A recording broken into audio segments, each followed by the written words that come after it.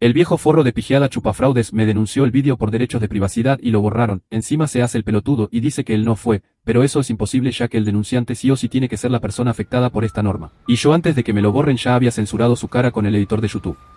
Aclaro que solo me limitaré a responder el video que me hizo, porque si tengo que hablar de todo su canal... Podría estar horas hablando de lo desinformado que está. Pero antes me gustaría hablar de su respuesta en directa al video que hicimos del por qué los libertadores no fueron a dividir al Imperio Español, que es más patética que todo su video junto. En resumidas cuentas, en ese video dijimos que todos los países insurreccionados le propusieron a Fernando VII una y otra vez terminar la guerra y mantener una unidad hispana. Pero claro, no bajo la dominación española, sino como países independientes asociados mediante una unión dinástica. O en algunos otros casos le propusieron una federación, porque la historia es mucho más compleja que decir los ingleses nos dividieron. Y ya en la primera oración te dice: es increíble hasta dónde pueden llegar los radicales que defienden a los libertadores. Joder tío, que un marroquí se ha colado en mi casa. ¿Cómo se nota que le preocupa que lo llamen radicales a los hispanistas? Y él, en vez de combatir ese radicalismo, lo esconde bajo la alfombra y acusa forzosamente a los demás de serlo. Y resumiendo el primer párrafo, dice que independizar un país con un príncipe español no deja de ser balcanización. O sea, se pasó por el orto todo lo que conté de que ya muchos funcionarios españoles advertían de que debían independizar América porque si no iba a ser peor, o del propio sentimiento independentista de los americanos, que solo el hispanófilo más radical se atreve a negar. Yo no sé qué esperaba este tipo, que Hispanoamérica tenía que seguir bajo el completo absolutismo del rey Fernando, o qué mierda.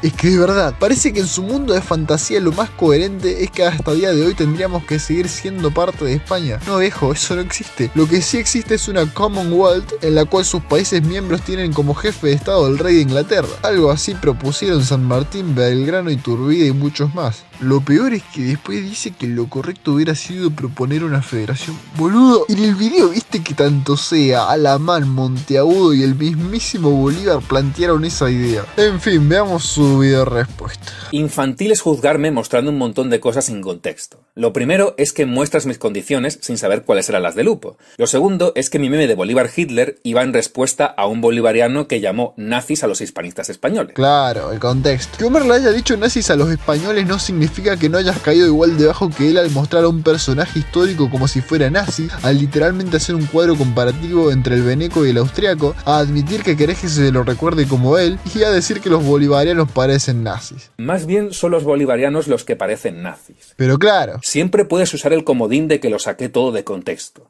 Ya es un clásico. En fin, sigamos. No veo que tiene de malo que, a mi edad, haga vídeos para enseñar a los peques como tú algo de historia, ya que vuestros padres y maestros evidentemente no se han molestado. A mí lo que me daría vergüenza es tener su edad y comportarme así. Vale, te da vergüenza levantar el dedo, pero no te da vergüenza hablar así. Con todo mi respeto, gran fraudérica, chúpame un cojón. Y que Hispanoamérica se volvió más pobre tras la independencia es un hecho constatado en el que no hay discusión. Pues sí, ese es el resultado que puede dejar una guerra devastadora. El resultado de una guerra devastadora es vivir en la miseria hasta por lo menos el final del siglo XIX, como fue el caso de Perú o México. Bueno, tampoco en la miseria. Y sí, acá vemos que en México su PBI per cápita solo estuvo por debajo de la era virreinal durante la década de 1860, en la cual atravesó 2 guerras civiles más intervención francesa incluida. Y Perú también creció bastante después de su independencia, en especial durante la era del guano. Pero cuando estalló la guerra del Pacífico en la que los chilenos lo hicieron pelota, su economía cayó estrepitosamente. Pero no lo suficiente como para ser más baja que en 1821. Estas guerras se produjeron además por la caída del Imperio Español. Pero decir que hubo guerras por culpa de la independencia no tiene sentido. Guerras hubieron siempre durante la colonia y sobre todo civiles. 100 años después de la independencia, toda Latinoamérica se convierte en la región más pacífica del mundo, al punto de que ninguna de las guerras mundiales haya afectado en su territorio, mientras que siglos antes fueron constantemente atacadas en medio de las guerras europeas. Puesto que si este hubiera continuado, sería imposible que un virreinato le declarara la guerra a otro virreinato. ¿Sabes lo que significan guerras civiles? Imposible no era. Si gran parte de la guerra de independencia fue una guerra entre el virreinato del Río de la Plata contra el virreinato del Perú. ¿O acaso Argentina tiene hoy salarios mayores que los de Alemania, como sucedía en la época del Imperio Español? Pues no hoy, pero sí en la época liberal. Pues no, en esa época del argentinarnia liberal, que nunca jamás existió. ¿Vos de verdad querés que mostrándome un discurso de Roca me estás enseñando enseñando algo que no sabía? Sí, ya sé que en esa época el Estado hizo una enorme cantidad de obras públicas. Y te digo más, también establecieron el proteccionismo que tanto te gusta. Razón por la cual para 1914 el 71% de los productos manufacturados consumidos en el país eran de producción nacional. Y no estábamos hundidos de productos ingleses como muchos hispanistas y nacionalistas dicen. Los salarios no eran mayores que los de Alemania, según tu propia tabla. En el único periodo en el que Argentina llega a las 3 cifras es justo cuando gobierna tu querido Irigoyen. No obstante, Argentina le termina sacando ventaja a Alemania también porque en aquella época estaba la maltrecha República de Weimar, que sufrió un duro episodio hiperinflacionario, más la enorme deuda de la Guerra Mundial. Aunque la verdad no sé ni de qué es esta tabla, porque no aparece ningún texto que lo explique, podrían ser calameros perfectamente. Bueno, de todas formas no importa si le gana o no a Alemania, yo lo dije al igual que vos supongo, para ejemplificar. Porque lo que es innegable es que Argentina como país independiente llegó a tener uno de los salarios más altos del mundo. O sea, no hace falta unirse políticamente a otros países para prosperar. Y sí, tenés razón de que la tabla que mostré no dice nada. Si nos vamos más arriba, en la tabla vemos que dice Índice Nacional de Salario Real. Y los datos son sacados de Jeffrey Gale Williamson, profesor de economía de Harvard, quien justamente se dedica a comparar la historia económica de los países. Solo puedo ver que los valores de Alemania son mayores que los argentinos en casi todo el periodo seleccionado, incluso durante la Primera Guerra Mundial.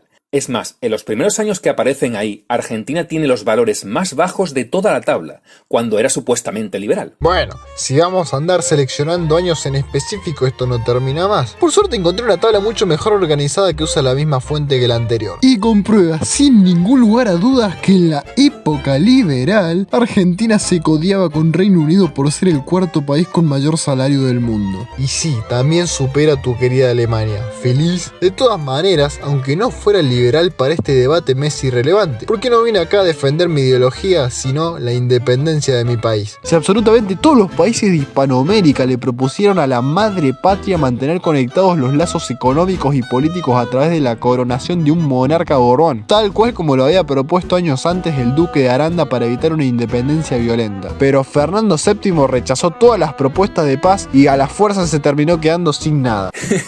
Esa historieta tiene más fantasía que la argentina neoliberal. Para empezar, España entre 1820 y 1823 estaba liderada por el liberal Rafael del Riego, tras un golpe de Estado.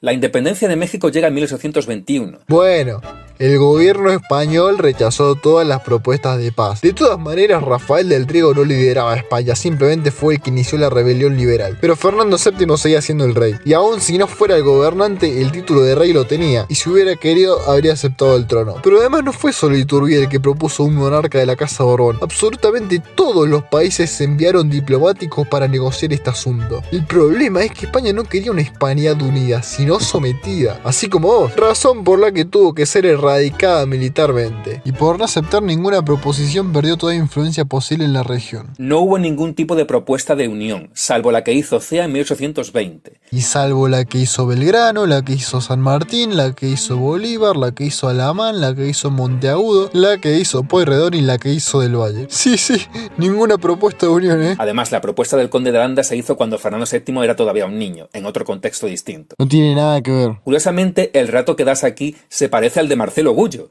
en el cual se equivoca por completo. Es más, Gullo habla bien de San Martín y culpa de todo a Fernando VII exactamente igual que tú. Pues no, mi tesis es superadora a la de Gullo, ya que él culpa a Fernando por preferir estar preso en Europa en vez de ser rey en América. Ah, y también porque pidió ser adoptado por Napoleón y esto lo humilló públicamente, lo cual no tiene mucho que ver, pero es un buen ejemplo de que nos independizamos del rey más patético de la historia. Además, Gullo solo conocía dos propuestas, igual que vos, mientras que en mi video documentamos un montón de diversos casos por toda la región.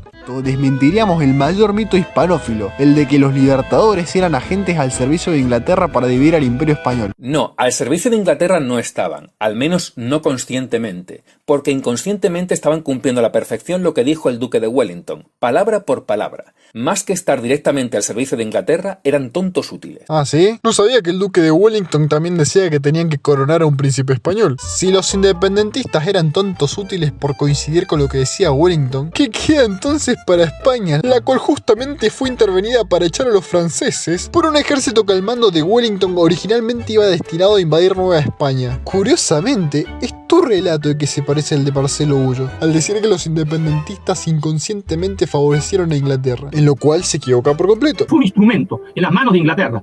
No porque fuese un vendepatria, no porque tuviese comprado, no, sería una cosa, hubiese sido más fácil, más sencillo analizar personas que no, porque lo habían captado ideológicamente, lo habían subordinado ideológicamente, que ha sido la gran desgracia siempre de la juventud hispanoamericana, captada ideológicamente, culturalmente, por doctrinas extrañas para el servicio de intereses inconfesables de potencias extranjeras. Pero es que además, sí, es cierto que el Imperio Español perdió territorios, pero también los ganaba en muchas ocasiones. Sin embargo, las repúblicas hispanoamericanas independientes siempre perdían territorio ante países no hispanos y nunca lo ganaban. Quiero que menciones uno solo. Un solo territorio que España le haya quitado a otra potencia europea y que haya podido conservar hasta las independencias, sin contar con Colonia del Sacramento. Porque claro, si hablamos de ganarle territorios a tribus indígenas o a otro país hispano, Argentina y Chile duplicaron y triplicaron sus territorios respectivamente. Las misiones orientales se perdieron en 1801. En Europa, después de una pequeña campaña conocida como la Guerra de las Naranjas, los gobiernos de Portugal y España firmaron un tratado de paz favorable a este último. Pero en América, esa información llegó muy tarde y los portugueses invadieron el virreinato del Río de la Plata, pero este territorio no pudo defenderse y terminó perdiendo las misiones orientales. ¿Acaso le llegó alguna ayuda desde la península ibérica, o de Perú, o de Chile, o de Nueva España? Pues no, ahí tienen su supuesta cooperación hispánica. España reclamó ese territorio en 1802 en 2 ocasiones y no iba a declararle la guerra a Portugal justo después de terminar un conflicto y obtener un tratado de paz ventajoso para España, en el que ganaba Portugal 2 localidades del sur del reino y 15 millones de monedas de plata. Luego Napoleón entra en España en 1807 para invadir conjuntamente y repartirse Portugal, y en 1810 comienza la independencia del Río de la Plata. Entre 1816 y 1820, las provincias rioplatenses se hacen con el control del territorio durante la invasión portuguesa desde Brasil, pero ese conflicto se salda con la derrota y la pérdida de las misiones más el Uruguay.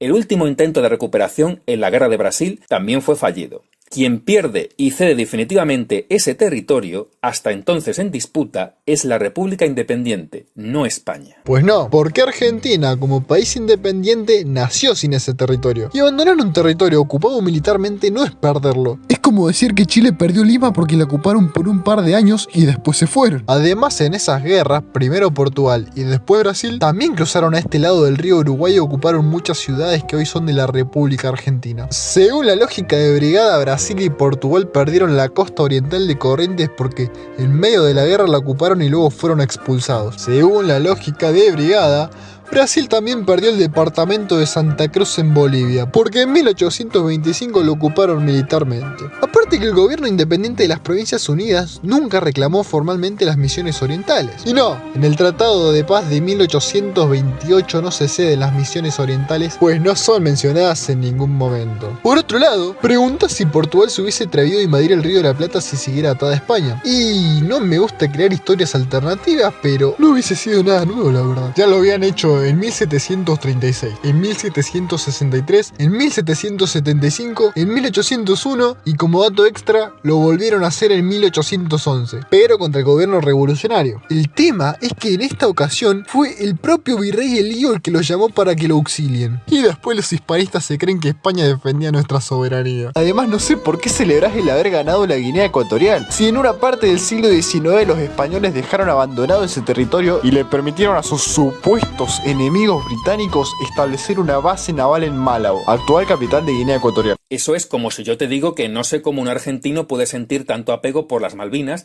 cuando estaban tan abandonadas que el Reino Unido las colonizó sin resistencia y hoy hay allí una base militar. Ajá, ¿y eso qué tiene que ver? ¿Eso quita el hecho de que España le haya permitido al Reino Unido asentarse en un territorio suyo? Y no, Argentina no las dejó abandonadas. Tenía allí una pequeña colonia agrícola con síntomas de prosperidad, pero Estados Unidos la destruyó por completo y desmanteló sus defensas. Un año después, el Reino Unido las ocupó militarmente. Y no, a Guinea Ecuatorial no se la quedaron los ingleses.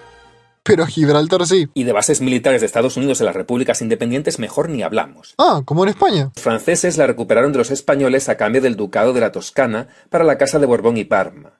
Ciertamente fue un mal negocio, pero al menos no fue a cambio de nada como la pérdida de las Malvinas. La Luisiana tenía más de 2 millones de kilómetros cuadrados, ni aunque le reste lo ganado en el Ducado de Toscana llega a compararse con el territorio malvinense. Cometes el error de medirlo todo en kilómetros cuadrados. La Toscana era un territorio más rico y más poblado que la Luisiana, que solo llegó a tener 50.000 habitantes españoles. En aquel momento era un lugar que España no sabía qué hacer con él porque no tenía población suficiente para llenarlo. No quisiera sonar muy cruel, pero ¿tú qué preferirías ganar para Argentina? ¿Los 5 países africanos más pobres o la Toscana?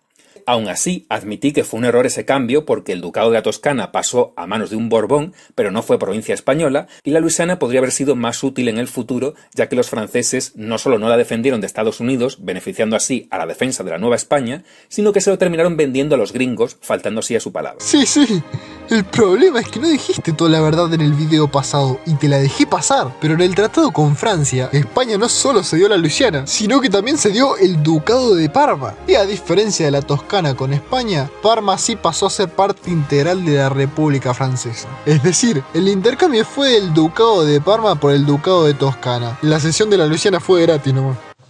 Ah no, pará. Porque ni siquiera eso, ya que en 1807, solo 6 años después del tratado, la Toscana volvió a ser parte de Francia. Así que no, prácticamente España regaló 2 ricos territorios a cambio de nada. Y aún así, insististe en el tema apostando a que otra vez no iba a chequear lo que dijiste. Pero bueno, el error fue mío al pensar que al menos en este dato, un maestro de la manipulación como sos vos, podía ser honesto. ¿Y cómo quedó España después de que los ingleses la saquearan con ese ejército? Moraleja, no metas a los ingleses en tus asuntos, son peores que los franceses. Ah, bueno, estás admitiendo que los ingleses te hicieron pelota. Entonces, ¿para qué tanto quilombo por haber independizado América? Si la propia metrópoli había caído bajo la hegemonía británica desde antes que empezaran las revoluciones en Hispanoamérica. Ah, no te confundas. Una cosa es que nos hicieran daño y otra cosa es que nos colonizaran como Argentina. Victorias y derrotas ha habido siempre, pero España no formó parte del imperio informal británico como sí lo hizo Argentina y toda Hispanoamérica. No, para nada. No fuiste colonia británica a pesar de que tuviste una deuda de 9 millones de libras esterlinas con ese país, ni a pesar de que Fernando VII hizo un golpe de estado apoyado por el ejército británico. Solo fuiste colonia francesa, país al cual le tenías que pagar tributos para no entrar en la guerra como si fueras una colonia, y la cual manejaba la política de tu país al punto de que con un ejército de 100.000 soldados no solo restauró el absolutismo en España a pedido de Fernando VII, sino que encima los españoles tenían que financiar parte de ese ejército invasor y se ahogaron en más deuda externa. Los españoles recurrieron a los ingleses porque estaban acorralados por los franceses. Hispanoamérica, por el contrario, no tenía necesidad alguna de pactar con el diablo para empeorar su situación. A ver, de vuelta. ¿No estás entendiendo el punto? Sigamos la lógica del hispanista más asquerosamente radical posible y digamos que el ejército de Bolívar sí era exclusivamente un ejército de 6.000 ingleses, que la corona británica le envió a San Martín su armada para que la use a su gusto, y que todo el dinero de las campañas no se sacaba de Potosí, ni del comercio exterior, ni de la producción del país, sino que todo lo envió Gran Bretaña para balcanizar al poderosísimo imperio español. Ni aun con todo eso, me podés comparar al ejército de 30.000 soldados mandados por su majestad británica para intervenir en España. Es que según vos, nosotros con España no éramos colonias solo porque habían unas pequeñas industrias, pero después sí nos hicimos colonias de Inglaterra por culpa de su invasión imperialista de productos manufacturados. Y no, ¿sabes cuál es la diferencia, brigada? Que los nuevos gobiernos independientes hicieron acuerdos comerciales con Gran Bretaña bajo su propia voluntad. No fueron obligados ni nada. Los propios criollos querían el libre comercio. Un buen ejemplo de esto es que los diputados americanos de Cádiz votaron por la propuesta británica de dejarle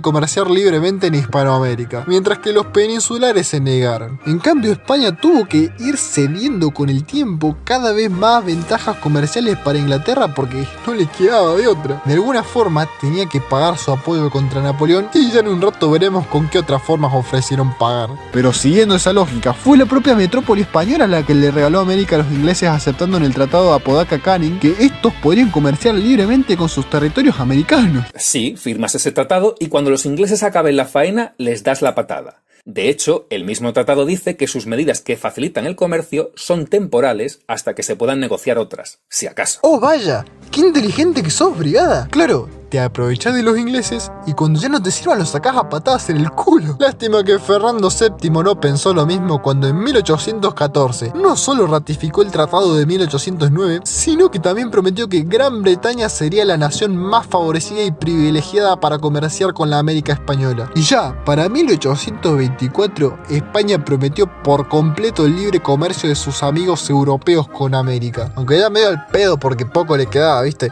¡Te fuiste domado, adoctrinador de nenes! Sin embargo, ¿qué hicieron los ingleses y franceses cuando Argentina les intentó dar la patada?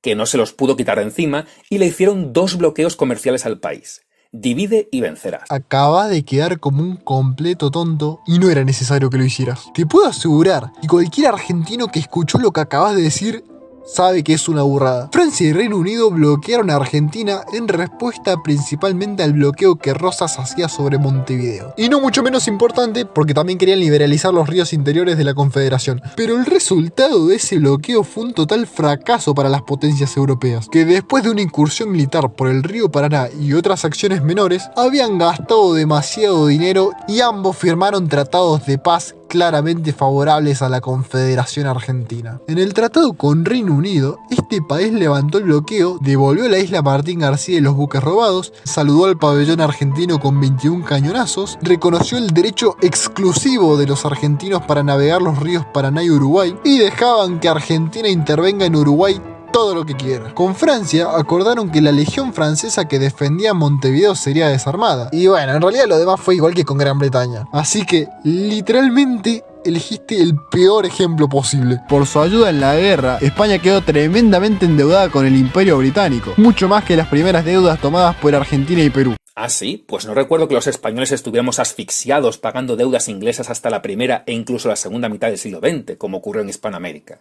En tu cuadro solo se habla de deuda total y no se especifica ningún país, ni tipo de moneda, ni nada de nada. Bueno, sinceramente acá tenés razón. Es que ese gráfico solo muestra la deuda pública, que no necesariamente es con Gran Bretaña. Pero bueno, de vuelta claro que el valor de esos números son en reales españoles.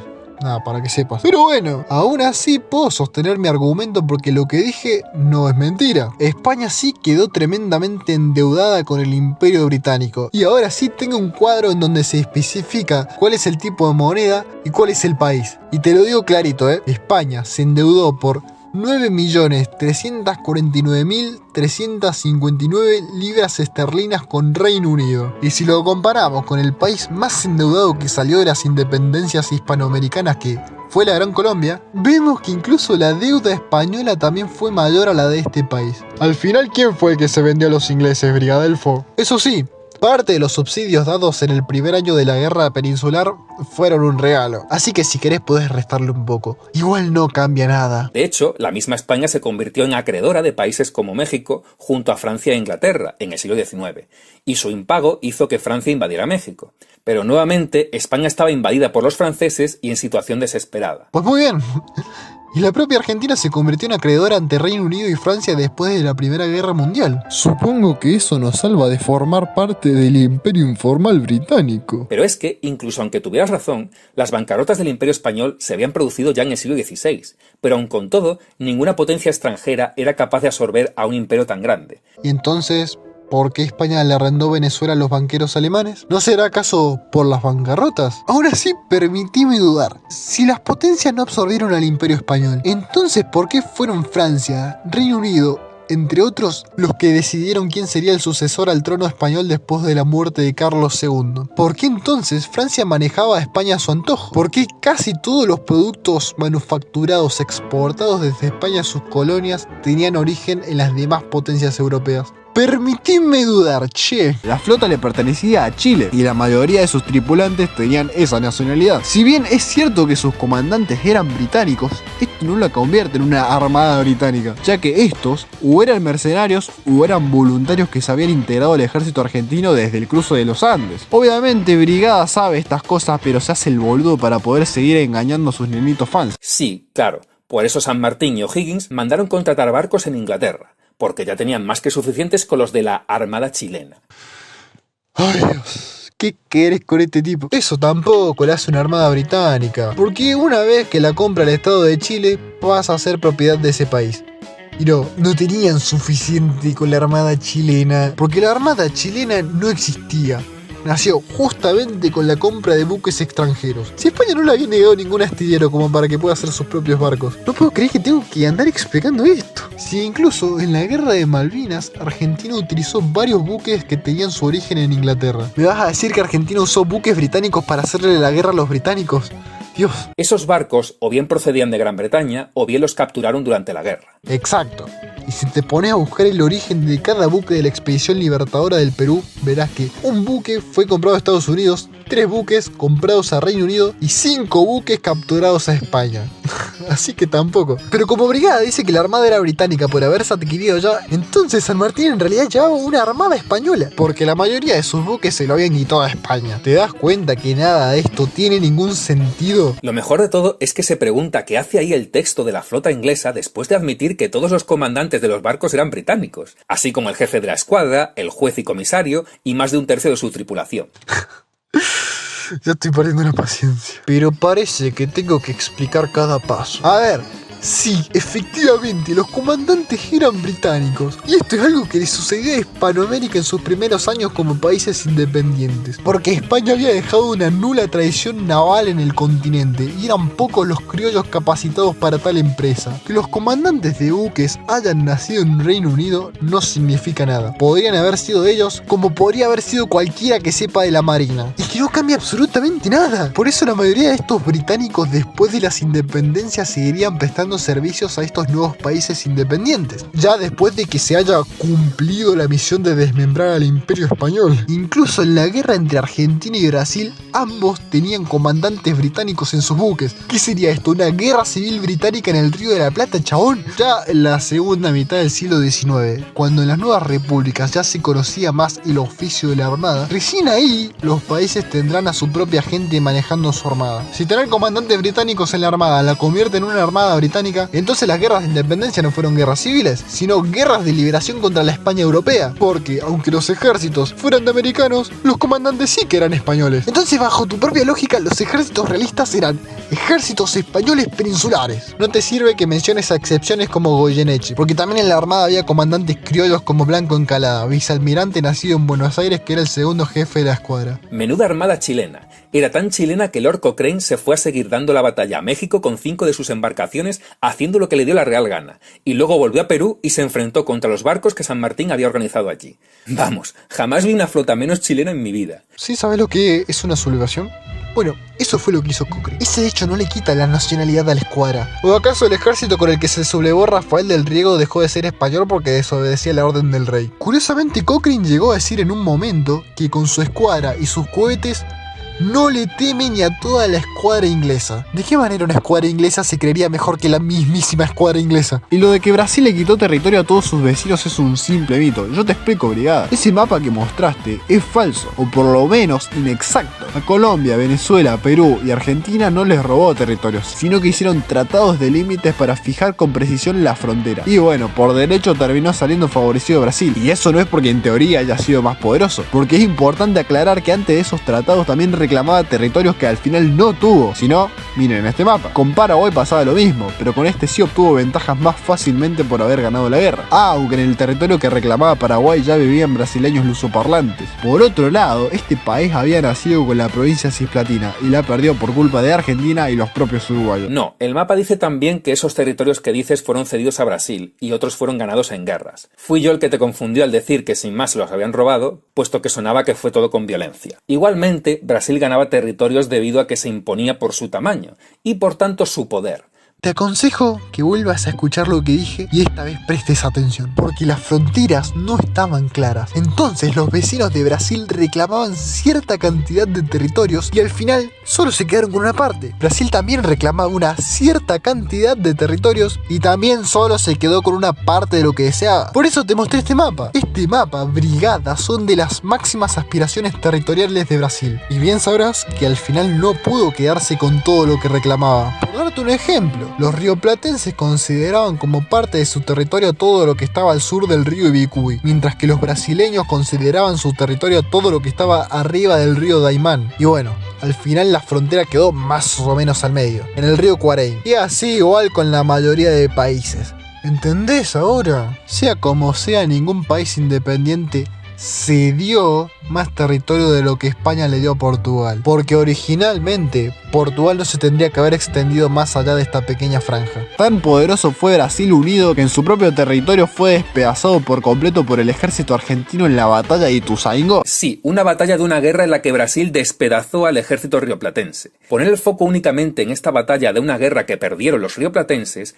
es una evidencia de la falacia incompleta tan grande como la mentira de la Argentina liberal. Para nada. Yo te mencioné la batalla de Ituzaingó porque fue la única relevante, por lo menos en tierra. Lo demás fueron los típicos choques de caballería de avanzada. Y aún así, Argentina ganó absolutamente todas las batallas terrestres. Veamos, batalla de Sarandí, victoria rioplatense. Batalla de Yerbal, victoria rioplatense. Batalla del Rincón, victoria rioplatense. Batalla de Ombú, victoria rioplatense. Los brasileños fracasaron en su expedición a Paysandú, fracasaron en su invasión a Corrientes y fueron masacrados en su expedición a Carmen de Patagones. Así que por tierra fue una total humillación para el ejército brasileño. Brasil no perdió esa guerra pura y exclusivamente gracias al bloqueo que impusieron en el Río de la Plata, que ahogó la economía de Buenos Aires, ya que Brasil tenía una armada muchísimo más poderosa y eso no evitó que se llevara también unas cuantas derrotas como en la batalla de Juncal, en donde literalmente perdieron allí un tercio de toda su flota. Por no hablar de la anterior invasión luso-brasileña,